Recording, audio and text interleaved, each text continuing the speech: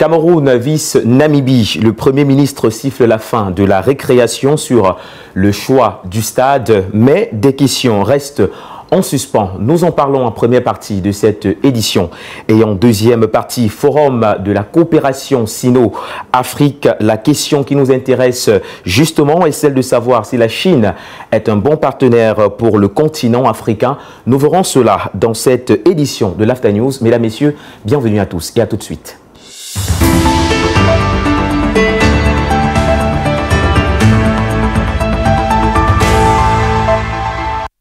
Une fois encore, mesdames, messieurs, bienvenue dans cette édition l'After News sur Global LTV. Comme à l'accoutumée, sur notre plateau, nous avons le privilège de recevoir notre consultant permanent. Il s'agit du docteur Col François. Docteur, bonsoir et bienvenue.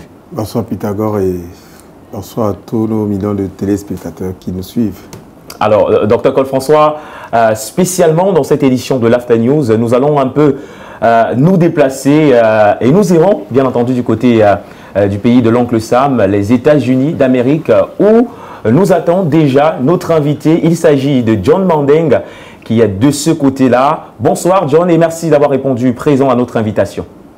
Bonsoir Pythagore et bonsoir aux millions de téléspectateurs de Global LTV qui nous suivent de par le monde. C'est un réel plaisir d'être sur votre plateau pour la toute première fois. Et je profite de l'occasion pour saluer également l'invité qui est sur le plateau. Je suis donc là pour répondre aux questions que vous aimeriez bien me poser. Voilà, bien entendu, John Mandeng, nous allons nous entretenir sur les sujets qui ont été évoqués en prélude de cette émission.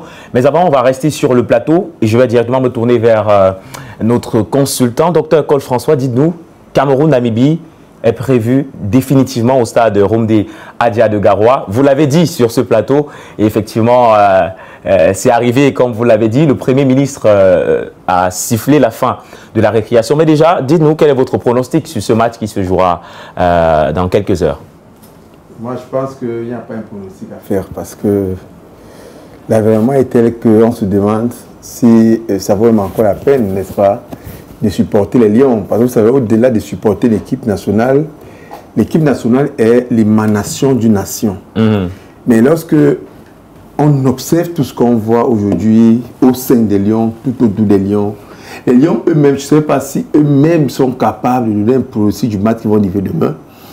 C'est difficile. Néanmoins, comme il va quand même falloir qu'on dise quelque chose, moi je souhaite que le Cameroun soit vainqueur, n'est-ce pas, de cette rencontre. Mais n'oublions pas que les deux dernières rencontres qu'il y a eu entre le Cameroun et la Namibie, le Cameroun a perdu 2 points. Donc la Namibie a fait un match au Cameroun et chez eux, on a été battu, je crois, par 2-0. Donc c'est un adversaire qu'il faut prendre très au sérieux. Oui. Au lieu qu'on s'attelle à faire ce qui doit être fait, on a plutôt l'impression que les gars sont en train de se livrer des batailles rangées et on ne sait pas trop pourquoi.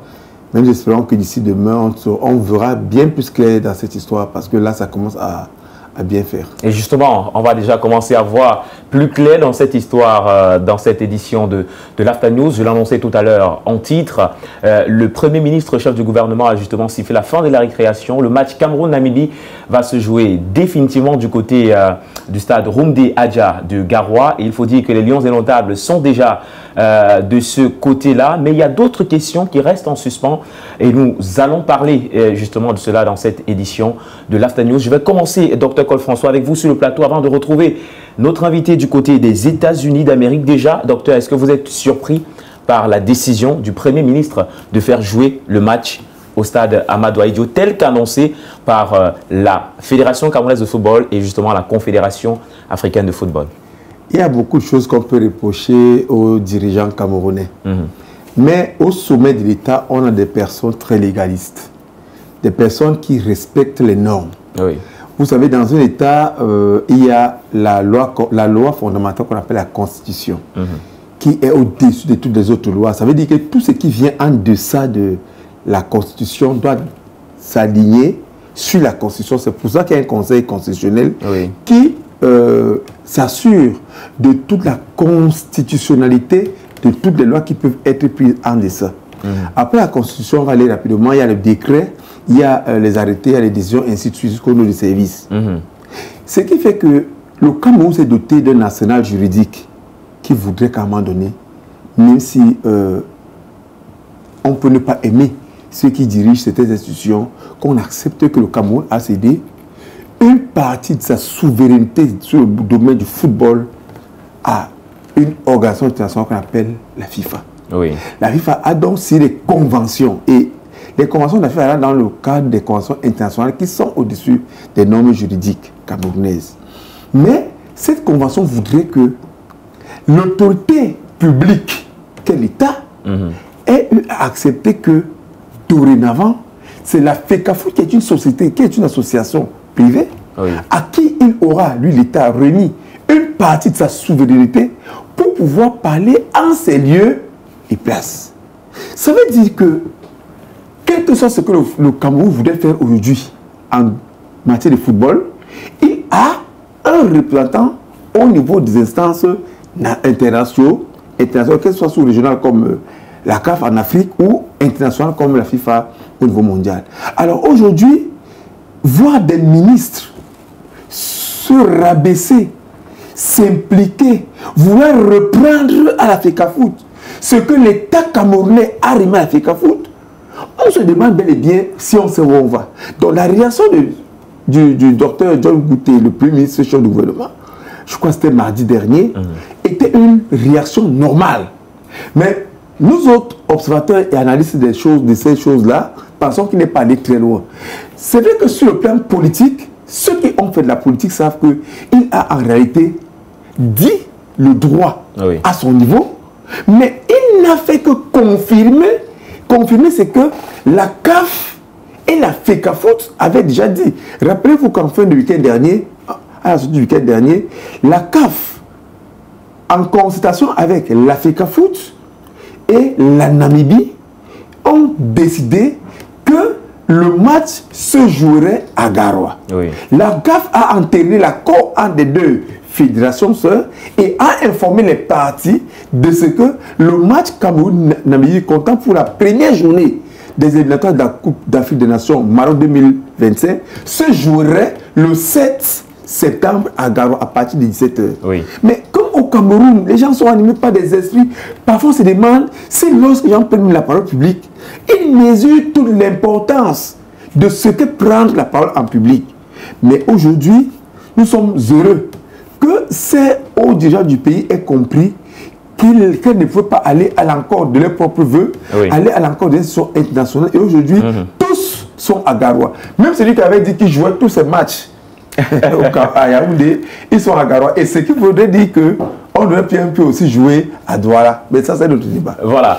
Justement, on retient que jusqu'ici, la rencontre va se jouer du côté de Garoua. Toute l'équipe du Cameroun est déjà de ce côté-là et prête justement à affronter la Namibie. Vous parliez, Dr Cole François, tout à l'heure de l'ingérence, ou alors vous parliez de l'implication du ministère en charge des sports dans l'organisation des matchs et tout ce qui va avec. On parlera justement de ces responsabilités, mais laissez qu'on prenne un peu l'avis de M. John Mandeng, justement, qu'on appelle affectueusement Papa Johnny, du côté des États-Unis d'Amérique. Est-ce que vous avez été surpris, justement, par cette décision du Premier ministre qui entérine, justement, la décision de la CAF et celle de la FECAFOOT de faire jouer les Lions indomptables du Cameroun à Garoua? Personnellement, je pense qu'il était temps que membres du gouvernement interviennent pour mettre fin à ce spectacle macabre qui se joue entre le ministère des Sports et la Fédération camerounaise de football. Est-ce que je suis surpris par la décision du Premier ministre? Non, absolument pas. Parce qu'il n'a fait que réaffirmer les droits et les prérogatives de la FECAFOOT. Nous savions depuis le jour où s'est tenue la fameuse réunion au ministère des Finances, de par la voix du professeur Nkoum Vondo, qui est membre du comité exécutif, nous savions qu'à cet instant également, la FECAFOOT tenait une réunion avec la partie namibienne et avec la CAF, et qu'il avait été décidé que le match ne se jouerait ni à Douala ni à Yaoundé. Donc dès cet instant, la CAF avait mis de côté le stade de Yaoundé et seul le stade de la réunification, je crois, et celui de Garoua sont homologués. Donc, pour moi, c'était une fin de non-recevoir du côté de Yaoundé. Donc, je n'ai pas vraiment été surpris. J'ai apprécié bien que ce soit arrivé un peu tard. Mais, comme on dit souvent, mieux vaut tard que jamais. Donc, je félicite l'intervention du Premier ministre dans ce sens-là. Et justement, on va rester toujours avec vous, John Mandeng, vous qui avez suivi et qui continuez d'ailleurs de suivre cette actualité de très près, bien que vous êtes du côté des États-Unis d'Amérique. Dites-nous quelles sont les responsabilités, notamment du ministère en charge des sports et de la Fédération camerounaise de football en ce qui concerne l'organisation d'une rencontre entre le Cameroun et une autre équipe, qu'elle soit namibienne ou autre. Dis-nous. Parlant des responsabilités, soit du ministère ou de la FECAFOOT, nous savons, pour tous ceux qui s'intéressent de peu à la chose footballistique au Cameroun, et si je m'en tiens uniquement aux communications de la FIFA, aux 2 dernières communications de la FIFA ces derniers temps, nous constatons qu'il est impérial et cardinal que la FECAFOOT puisse faire son travail. Contrairement à ce qu'on a voulu nous faire croire, une fois de plus, la FECAFOOT ne fait qu'appliquer les textes, ces textes, ceux de la CAF et ceux de la FIFA. Je ne reviendrai pas sur l'histoire de la convention, que d'ailleurs la FIFA a demandé à son interlocutrice, la FECAFOOT, de revoir en collaboration avec le ministère des Sports. Je vous épargnerai tout ce qu'il y a eu comme argument il y a quelques mois sur toutes les télévisions de plateau au Cameroun, entre les experts et le commun des mortels. Toujours est-il que le ministère a son travail à faire, la FECAFOOT a le sien, ils doivent collaborer, mais nous savons aussi qu'il y a des intérêts cachés, inavoués de certains, qui pendant longtemps ont fait même pas sur le Cameroun, et nous savons que l'exécutif actuel de la FECAFOOT a mis fin à la récréation. Donc voilà ce que j'ai à dire sur ce sujet. Voilà, merci John Mandeng. On va revenir vers vous tout à l'heure. Pour le moment, prenons l'avis de notre consultant en plateau. Il faut rappeler, Dr Cole François, que le professeur Koumvondo a fait une sortie récemment pour faire comprendre que jusqu'ici, les Lions indomptables qui sont présents à Garoua n'ont pas encore été mis à disposition de la Fédération camerounaise de football. Et il faut rappeler au passage que la délégation des Lions indomptables a fait le déplacement sur Garoua avec le ministre en charge des sports qui était dans l'escorte, si on va le dire ainsi, des Lions indomptables. Est-ce que justement, quand on parle de responsabilité, le ministre des Sports est toujours dans ses responsabilités, dans ses prérogatives en tant que ministre, et quelle est la place de la FECAFOOT justement dans toute cette organisation-là, ou le contexte camerounais est particulier? En fait, je suis un peu amusé parce que, à l'heure où nous parlons, les Lions U20 sont en train de jouer la Coupe du Monde de leur catégorie en Colombie. Oui. La Coupe du Monde. De football. Bien sûr. Très bien. Ce n'est pas le hockey, ce n'est pas le damier, le jeu de dames, c'est le football. Le ministre, ce qu'il trouve de bon à faire, c'est de s'assurer que ça part. Parce que vous savez, le football masculin, notamment celui de l'équipe Fagnon, comme l'a dit notre co-panéliste depuis les États-Unis, draine beaucoup d'argent. D'ailleurs, vous avez sûrement vu la demande de plus d'1 milliard que le SGPR a demandé au ministre des Finances de mettre à disposition du ministre des Sports. Quand on sait que le ministère des Finances a nommé un régisseur au sein de la FECAFOOT, que la FECAFOOT est dotée des matricules budgétaires. Ça veut dire que toutes les dépenses que l'État voudrait faire en relation avec l'organisation financière d'une compétition auprès de la FECAFOOT, le ministère des Finances n'a pas besoin d'un autre intermédiaire entre la pour pouvoir alimenter la FECAFOOT. Il y a un canon connu et tracé. Oui. Mais où vont les milliards donc? Où va le milliard qui sera décaissé? Hier à Garoua, on ne nous a pas dit que le ministère est arrivé à Garoua avec une équipe, je ne sais pas tout de qui, de touristes, mais qui sont allés remplir les chambres qui ont été au préalable consignées par la fédération. Ça veut dire que la fédération a eu sa dotation pour l'organisation de ces deux matchs. C'est que le prochain match, c'est mardi prochain, je crois, le 10. Oui. Alors, les milliards donc que l'on nous demande, qu'on nous informe que le ministère va sortir, donc l'argent du Cameroun est devenu un argent qu'on distribue aux gens alors que le ministère a déjà son budget.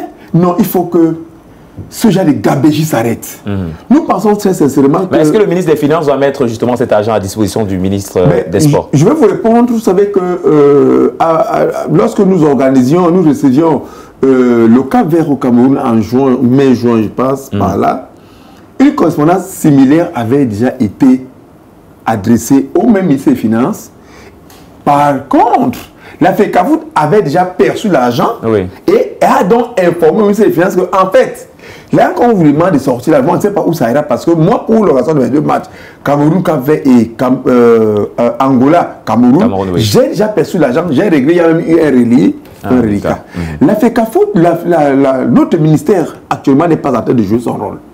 Le ministère a un rôle de tutelle. La tutelle veut dire que elle s'assure que les décisions qui sont prises, que l'orthodoxie administrative est respectée, que son association, n'est-ce pas, tutélaire, n'est pas en marge des lois de la République, de la Constitution et de l'orthodoxie administrative. À aucun moment, d'ailleurs, lorsque vous lisez le décret de septembre 2014, vous voyez très bien que l'organisation matérielle, technique, administrative et financière incombe exclusivement à la FECAFOOT. Maintenant, sur l'aspect financier, on avait donc dans ce décret évoqué l'avènement futur d'une convention. C'était sur le plan financier.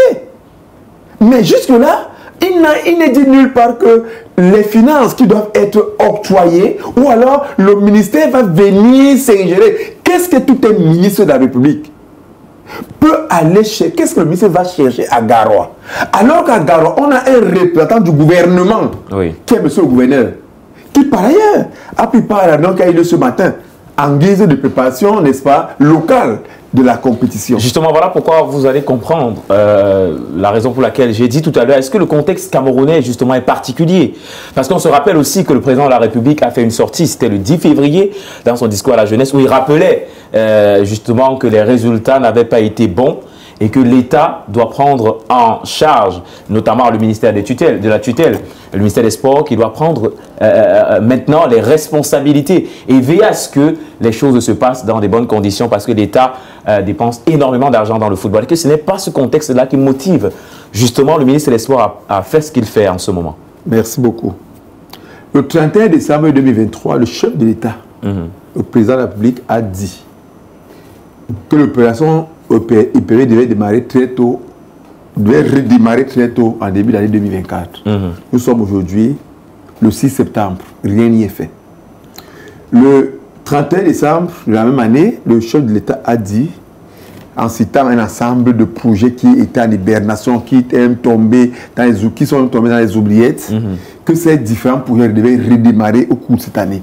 D'accord? Le président s'est donc adressé au même gouvernement, aux mêmes populations, aux mêmes acteurs politiques que ceux de la FECAFOOT, du ministère. Sauf que pour ce qui est du ministère, en réalité, sachons-le déjà, ce n'est pas le président de la République qui s'assoit pour écrire quand même son discours. Il ne faut pas que les gens nous prennent pour des gens qui n'ont pas de culture. Aucun chef d'État ne s'assoit pour rédiger lui-même. Il y a des gens qui sont là pour ça. Il peut jeter un coup d'œil pour s'assurer que les aspects peut-être sur lesquels il va revenir sont là. Les éléments auxquels peut-être qui rentrent dans sa politique générale sont là et que peut-être dans certaines prévisions au sorti des conseils des ministres et autres ont été pris en compte. Les gens ont fait exprès de glisser un paragraphe parce qu'ils avaient en eux la bonne compréhension qu'ils voulaient faire dire à ce paragraphe. Le président de la République n'a jamais dit. Est-ce que c'est le seul projet que le chef de l'État a autorisé le financement et qui est tombé en hibernation?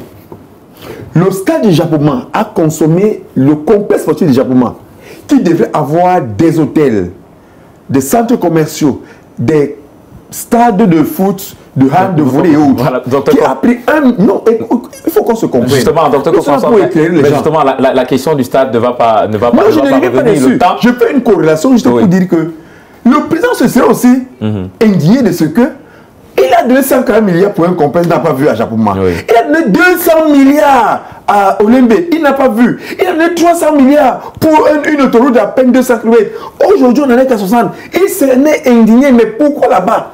On ne voit pas une prompte réaction. Parce que la Hand Africa Foot est sucrée. Et on sait comment cet a été géré jusqu'à ce que M. Eto'o arrive. Vous savez qu'il y a une situation de 250 camions qui auraient été dédonnés au port de Douala au nom de l'Africa Foot. Mais justement, que ces camions aujourd'hui se retrouvent dans certaines entreprises locales et du terroir. Je voulais dire que les gens savent exactement ce qu'ils recherchent, mais nous sommes dans un pays de droit. Vous comprenez? Toute cette mascarade va s'arrêter.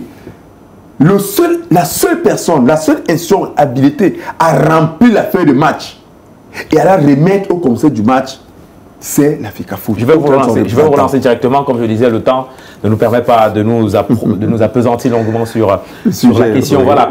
Bon, maintenant, les joueurs dans tout ça, Dr Cole François, on a des joueurs qui sont entraînés par l'entraîneur, entraînés par le ministère en charge des sports, qui parfois oublient certaines prérogatives qu'ils ont en tant que footballeurs. Est-ce que cela peut porter préjudice à ces joueurs-là?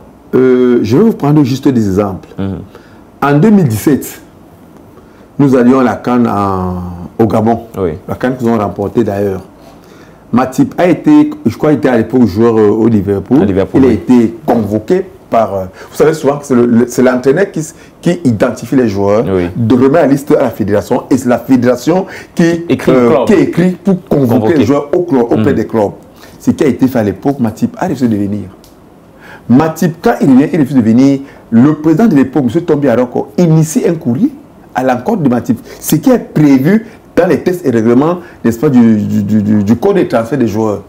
Parce que quand votre fédération nationale vous convoque, vous avez l'obligation de vous y rendre. Si vous êtes même malade, ce n'est pas votre médecin du club employé qui dit que vous êtes malade. Non, vous faites le déplacement, vous arrivez auprès de votre fédération et le médecin de votre fédération vous ausculte et c'est lui qui confirme que vous êtes malade ou pas. Et à ce moment, si vous êtes malade, on vous libère. Matip n'est pas venu. Et on sait bien que suite à ce dysfonctionnement, Matip était obligé de prendre sa retraite internationale pour échapper. Je vous prends le cas de Mougui Régis, qu'on a convoqué quand nous allions en Côte d'Ivoire. Il a refusé de venir. Vous avez encore vu Mougui jouer au Olympique de Marseille? Non, écoutez, le football est tellement bien organisé sur le plan national et international que quand vous décidez de jouer au football, le maître mot devrait être la discipline. Quand vous décidez d'entrer dans le Fouka-Fouka, parce que les gens pensent qu'ils connaissent beaucoup, les conséquences sont sans appel. Mais docteur Cole François, nous sommes dans un contexte camerounais où les joueurs sont embarqués. À la place des joueurs, qu'aurez-vous fait? À la place des Lions indomptables qui sont présents au Cameroun, aurez-vous suivi la Fédération camerounaise de football ou alors aurez-vous suivi le ministère? Je vais vous répondre en vous donnant le créneau, comment ça se passe. Une fois que la Fédération a saisi vos clubs, dans les, je crois, les 15 jours avant, le club, lorsqu'il vous libère, il vous met à disposition de votre fédération. Je voulais que ce soit clair. Moi, je ne veux pas vous répondre par oui ou non. Je vous dis, votre club vous remet sous la responsabilité de votre fédération. Quand vous êtes dans l'avion, vous êtes assuré par l'assurance de la compagnie. Une fois que vous êtes arrivé au sein de votre fédération et que vous êtes à sa disposition, vous êtes couvert par une assurance que la fédération seule peut souscrire en votre nom. Vous comprenez? La fédération, donc, une fois que vous arrivez, vous remet à l'entraîneur.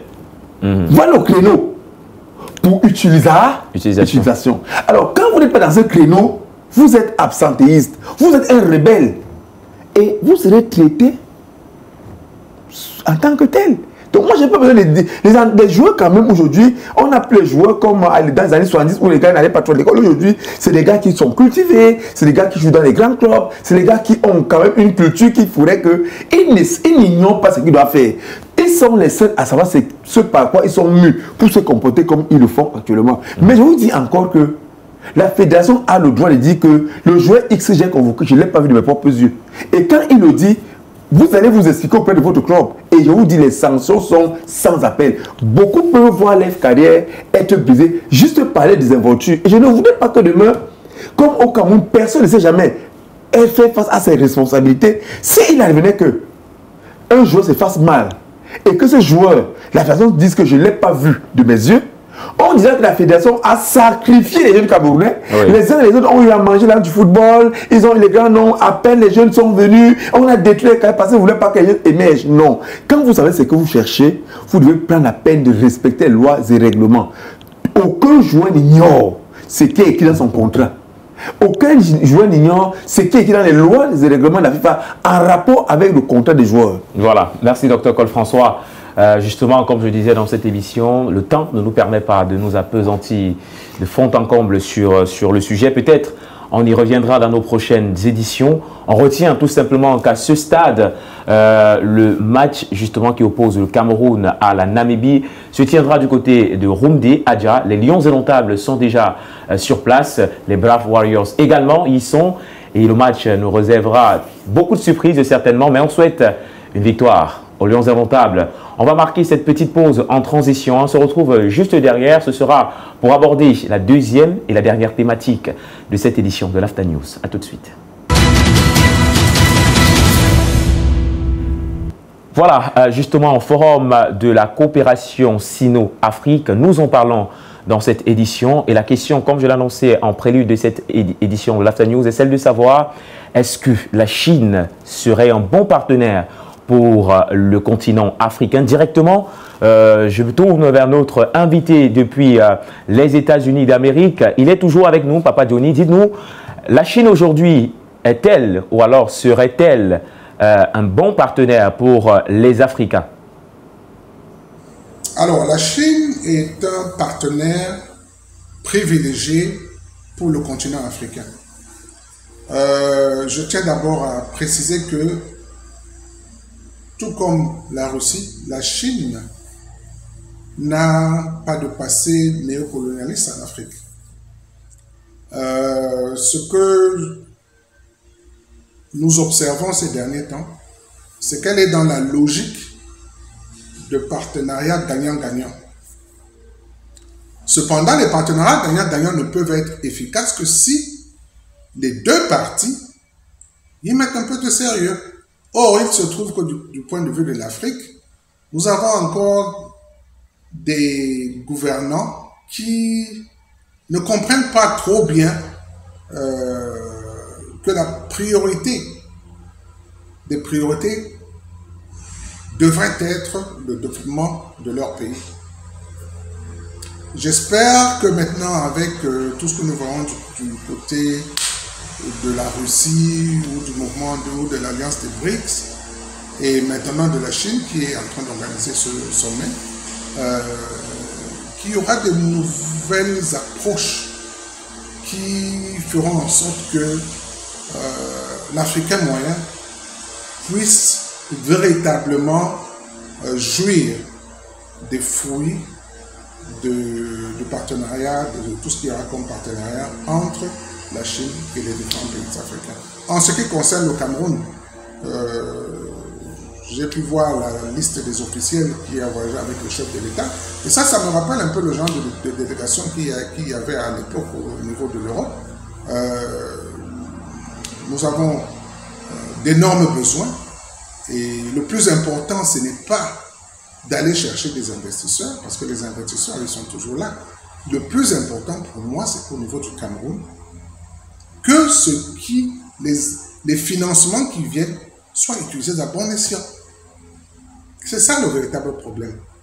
Et tant qu'on n'a pas géré ce côté de la chose, eh ben, on pourra faire à tout genre d'appel d'investisseurs, hein, mais nous observons quand même depuis un certain temps que la Chine la Chine consolide ses acquis au niveau du Cameroun en développant effectivement le pays.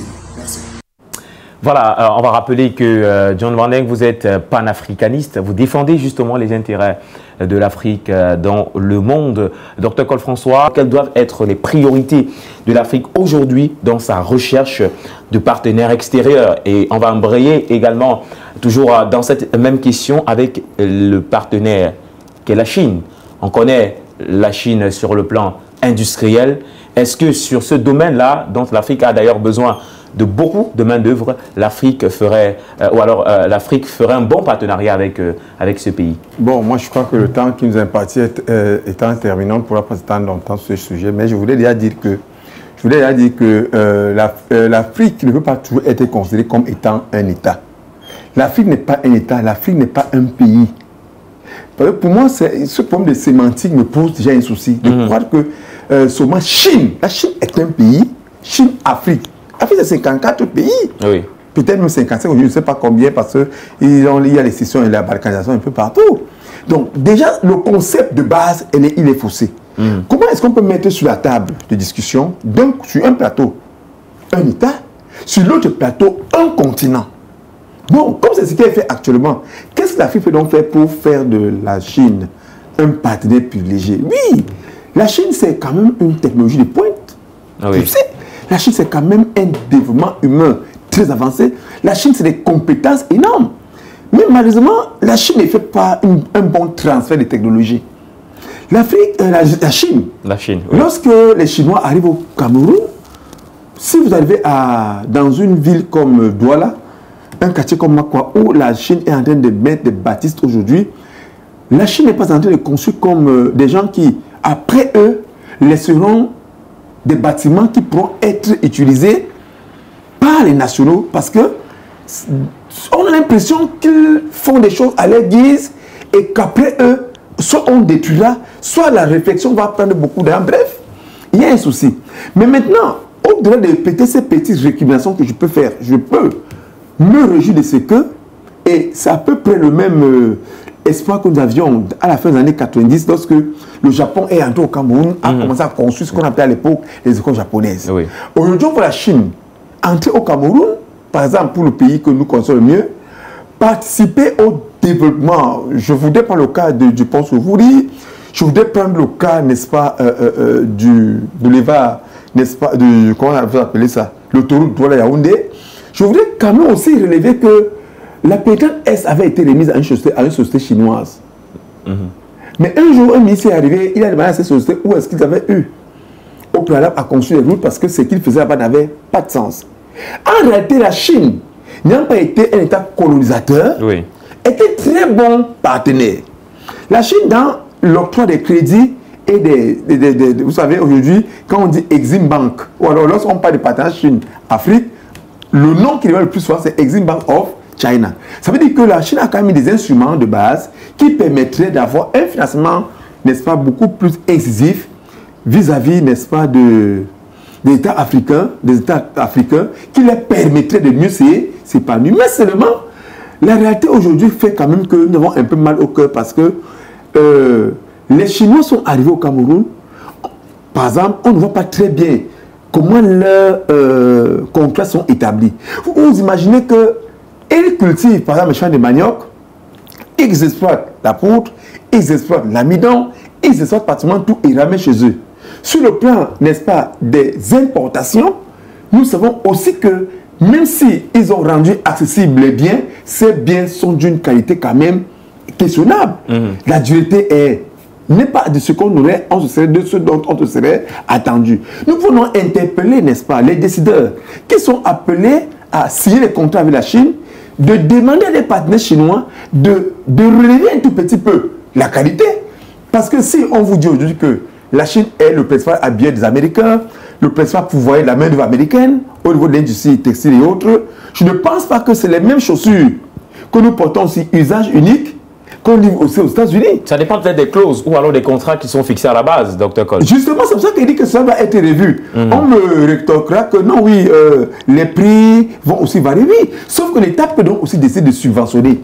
Ou alors, on crée des industries au Cameroun et les Chinois viennent donc fabriquer sur place. Et feront donc ainsi un transfert de technologie qui permettra demain de doter les nationaux des compétences pour que nous n'allons pas rester éternellement assistés. Vous comprenez tout petit peu. Donc, nous, si nous nous réjouissons de ce que la Chine soit un partenaire privilégié quand même, parce que vous savez, au niveau des octrois des dons, des legs et des aides, il n'y a pas de conditionnalité comme c'est le cas à l'UE de l'Union européenne. Mais seulement le citoyen lambda que je suis, est-ce que je ressens l'importance des Chinois, des accords sino-camerounais? Est-ce que moi je ressens cela dans mon quotidien? Vous savez, c'est la finalité. Tout ce qu'on aura pu faire, c'est vrai, la Chine a construit le lac d'eau, le palais de congrès, la Chine a construit ci et ça. Mais oui, moi, ça n'impacte pas ma vie. Il aurait fallu que la Chine s'impliquât concrètement dans le bien-être basique des Camerounais. Par exemple, ils ont décidé de fabriquer les chaussures à vil prix. Mais si ces chaussures avaient une qualité acceptable, on n'achèterait pas 4 paires de chaussures pour un enfant en un mois. Vous comprenez pas la difficulté? Voilà, donc si nos décideurs peuvent s'entendre avec les Chinois pour devenir cette qualité-là, ça nous revenait beaucoup moins cher. Alors, Dr. Cole François, justement, on va d'abord remercier la régie qui nous a accordé encore quelques minutes dans cette émission. Le temps de prendre notre invité, toujours du côté des États-Unis, là, Washington DC, bien entendu. Avec cette question, dites-nous, Monsieur John Manding, quelles sont les priorités aujourd'hui de l'Afrique quant aux demandes de partenariat aux puissances étrangères? Eh bien, la priorité pour les pays africains vis-à-vis de leur développement par rapport aux partenaires étrangers, c'est de se diversifier. De se diversifier. Nos partenaires sempiternels, aujourd'hui, nous savons que tout ça a été mis en œuvre n'a pas toujours été pour le bien des pays africains. Et donc, aujourd'hui, l'Afrique nouvelle, la jeunesse africaine, l'Afrique panafricaine, en a marre. Et donc, il est important que nos gouvernants saisissent la balle au bon et puissent donc axer leur politique extérieure dans ce sens-là. Oui, les partenaires économiques, d'accord, mais les partenariats doivent être gagnant-gagnant. Nous ne devons plus être arrimés à des partenariats qui nous ramènent en arrière, pour le dire aussi simplement. Et donc, voilà, la priorité, c'est choisir de bons partenaires, renégocier les termes d'anciens partenariats et mettre en avant le développement effectif de l'Afrique, pays par pays. Nous voyons au niveau de l'Afrique de l'Ouest que les choses bougent, ou au niveau de l'Afrique de l'Est que les choses avancent. De l'Afrique australe, les choses avancent. J'ai comme l'impression qu'il n'y a que l'Afrique centrale et l'Afrique de l'Ouest qui sont encore à la traîne. Mais ça, également, ça passe par un problème de gouvernance. Un problème de gouvernance. Donc c'est la priorité des priorités. Nos dirigeants doivent remettre les pendules à l'heure pour qu'il y ait un décollage effectif de partenariat gagnant-gagnant. Merci. Voilà, merci beaucoup, Monsieur John Manding. C'était votre dernière prise de parole, justement, dans cette émission. On va justement revenir sur le plateau pour prendre également le dernier avis de notre consultant en plateau, le Dr. Cole François, sur cette question, justement. La Chine, aujourd'hui, qui ouvre les portes à l'Afrique. L'Afrique aussi devrait ouvrir ses portes à la Chine dans un partenariat gagnant-gagnant, comme le disait notre invité tout à l'heure. Mais est-ce qu'aujourd'hui, l'Afrique ne devrait pas aussi, Dr. Cole François, tisser ses relations sous d'autres principes? Parce qu'il faut relever que l'Afrique peut bien établir des partenariats avec des puissances, mais si les Africains eux-mêmes ne conçoivent pas ce qu'il faut faire, on parlait des dirigeants tout à l'heure, si les Africains ne sont pas éduqués quant à la gestion de toutes ces choses. Est-ce que l'Afrique finalement va décoller? Il serait très difficile de répondre par l'affirmative parce que tout à l'heure nous parlions de ce que l'Afrique gagnerait. Est-ce que vous imaginez par exemple que lorsque la Chine vient construire un second port sur le fleuve du Wouri, qu'est-ce que ça a rapporté à la population? Pas grand-chose. Par contre, si on avait octroyé... Peut-être une bonne circulation, docteur Claude-François. D'accord, j'espère que vous n'habitez pas Bonabéry. Alors, si vous prenez à peu près l'équivalent de 120 milliards qui ont été mis pour la construction de ce port, je crois même que le montant avait été revu à la hausse, et que vous prenez seulement 60 milliards, vous donnez les bourses aux jeunes Camerounais. Vous les formez dans les domaines comme la médecine, la technologie, les sciences, l'aéronautique et autres. Et ils reviennent, vous les donnez des financements pour s'installer. Chaque jeune Africain qui serait revenu, je parle là du Cameroun, aurait une petite structure où il venait déployer les connaissances acquises en Chine. Il formerait sur place des gens dans son domaine. Si c'est l'agriculture, vous verrez la transformation agricole dans nos pays. Vous voyez, quand vous marchez dans le Cameroun, j'ai la chance d'avoir fait le tour du pays. Le Cameroun a une diversité agroécologique. Je pense que dans le monde, quand on dit le Cameroun est une Afrique en miniature, il faut marcher pour comprendre. On a le climat sahélien, on a le climat sous-sahélien, on a le climat sud-soudanais, on a le climat équatorial, on a tous les climats au Cameroun. On peut produire de janvier à janvier. On a des lycées techniques par exemple. Aujourd'hui, vous venez peut-être dans une ville comme Douala, lycée de Bassa, lycée de Koumassi, tous ces lycées techniques font tout et en même temps. Et à la fin, vous ne voyez pas l'importance. Par contre, on aurait pu gagner en faisant un jumelage entre les lycées camerounais et les lycées chinois. Où il y aurait un transfert technologique, c'est-à-dire que les Camerounais iraient se faire former 2-3 mois, revenaient avec l'équipement pour former sur place des jeunes Camerounais et on créait donc par exemple parallèlement des lycées thématiques. Un peu comme ce qu'il y a à Yabassi, lycée agricole de Yabassi. On aurait les lycées, on ne forme que les électriciens, électroniciens, donc des génistes de génie électrique. On irait peut-être en Gaoundéré former aussi les lycées techniques qui font peut-être dans l'agro-industrie. Imaginez-vous un peu l'INSAE en Gaoundéré. Quels sont les produits qui partent à l'INSAE? C'est les produits qui sortent de partout. Quelle est la base sur le secondaire? Aucune. Ils sortent comme ça, pas après le baccalauréat, on fait le concours sur ingénieur de l'INSAE. Par contre, si on avait une organisation structurelle, les partenaires avec les pays comme la Chine nous permettaient de développer l'essence même du développement qui est quoi? La formation des jeunes Camerounais. À ce moment-là, chaque Camerounais, chaque quartier au Cameroun, chaque village ressentirait l'importance de la coopération sino-camerounaise. Pourquoi? Parce que dans chacune des familles, on aurait au moins un diplômé des écoles chinoises. Ils ne viendraient pas ici pour vouloir aller à l'ENAM. Ils ne viendraient pas ici pour vouloir aller à l'ENIA. On a même très peu de candidats pour ces grandes écoles. Pourquoi? Parce que imaginez-vous un jeune ingénieur qui sort de la Chine à 22 ans, 23 ans, qui vient ouvrir une structure pour fabriquer les pièces qui vont entrer dans les Boeing, qui vont être réexportées vers l'Union européenne ou vers l'Amérique pour pouvoir équiper ces grands avions. Ou alors, qu'on ait ouvert ici au Cameroun des entreprises qui font dans la transformation, n'est-ce pas, de l'engrais comment on appelle ça, organique. Et ça ferait des grosses productions. On améliorerait notre rendement agricole. Nous pourrions, à ce moment-là, on ne doit pas vendre aux pays africains. Parce que dans ces pays aussi, ce serait la même politique. Il ne faut donc pas qu'on rende le même dans l'ancien paradigme qui voudrait qu'on ait un partenaire papa qui a des partenaires et enfants ou alors fils à qui on donne des ordres, qu'on traîne le matin pour aller se laver, à midi on donne un peu de déjeuner, le soir un peu de souper, et avant de dormir, on met les couches, on baisse et il dort. Non, quand on parle de partenariat gagnant-gagnant, ça veut dire qu'à un moment donné, je commence à être comme vous. Vous commencez à être comme moi. Ce que je n'ai pas, je prends chez vous. Ce que vous n'avez pas, vous venez prendre chez moi. Nous développons les technologies qui nous permettent d'exploiter nos terres. Imaginez-vous aujourd'hui au Cameroun, pour construire un barrage, l'expertise doit venir d'ailleurs. Est-ce que vous imaginez, pour fabriquer les babouches, pour aller se laver, l'expertise vient d'ailleurs. Qu'est-ce que nous manquons au Cameroun? On exploite les verres au Cameroun depuis presque 70 ans. Un peu plus que 70 ans. Mais tout cet verre est transformé et est expédié en Europe.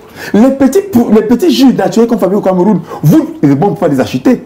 Pourquoi? Le prix est 4 fois plus cher que ce qui vient de l'Europe. Si on mettait donc en place des politiques de subvention et d'accompagnement Quand vous rentrez avec cette technologie, que l'État vous récupère et vous donne le financement, ça ferait que les produits qu'on fabriquait localement, qui sont de très bonne qualité, seraient aussi vendus de façon moins chère. Et c'est donc ainsi que le Cameroun se développerait à partir de ses propres ressources. Nous n'avons plus envie d'aller être des bergers au Canada. Voilà, merci Dr Col François. Je le dis toujours, véritable panafricaniste dans ses propos. Vous comprenez tout l'amour qu'il a pour le continent africain. Alors, mesdames, messieurs, voilà qui met un terme à cette édition de l'After News sur Global LTV. Dr Col François, merci une fois de plus d'avoir répondu présent à notre invitation. Merci Pythagore et merci pour l'attention des auditeurs. Voilà, et on va dire que c'est toujours un plaisir de vous avoir, je le disais tout à l'heure. Et aussi, on aime vous voir développer toutes ces choses-là sur le plateau de Global LTV. Merci aussi à notre invité qui nous a rejoint dans cette aventure de l'After News. Il était du côté de Washington DC, aux États-Unis d'Amérique. Il s'agit de Papa Johnny. Nous allons d'ailleurs lui demander de saluer toute la communauté américaine pour Global LTV et au bon plaisir de se retrouver à la prochaine édition. D'ici là, portez-vous bien, prenez soin de vous et passez un excellent week-end en compagnie des programmes de Global LTV qui se bousculent. Bye bye.